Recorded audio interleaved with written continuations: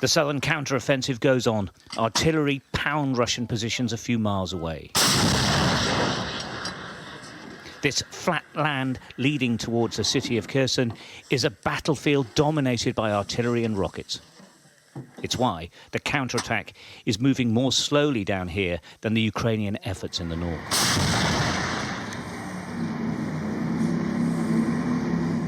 Tank battalions maneuver towards the front line to support infantry. Behind them, the main defensive line is held by miles of dug-in and camouflaged tank and artillery positions. Their job is to combat any sudden Russian fightback. They load their tanks with personalized shells. From Mykolaiv to Moscow, it says, a gift from Ukrainians to Russians. But this offensive comes at a cost in lost lives. Medics prepare for their shift, rescuing people injured at the front. The casualties, they say, can on some days be very high. The reason is simple. The Russians knew they were coming. Точно що відомо, що після вдалого наступу на Харківському напрямку росіяни намагаються перекрити усі варіанти наступу на Крим. Sky News was allowed to travel to the defensive positions supporting the counterattack. The drive through the farmlands of the south is eerie and dangerous. The supply routes are constantly attacked. It's why anything that shows where we are could be targeted by the Russian forces.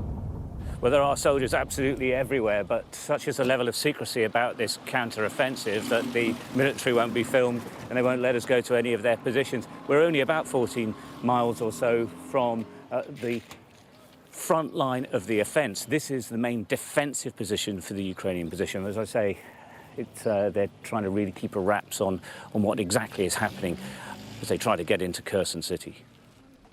It's remarkable, but some civilians always stay in these towns at the centre of the fighting. Area Commander Major Sergei Sohotsky, originally from Crimea, keeps an eye out for people like 60-year-old Luba. We asked her what the counter-offensive was like.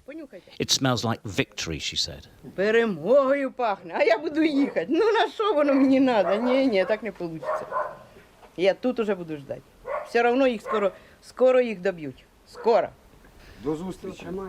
Luba, like all Ukrainians, is optimistic, but the noises from the Kremlin are ominous. This conflict could so easily escalate, and that means nobody here is safe. Stuart Ramsay, Sky News, Southern Ukraine.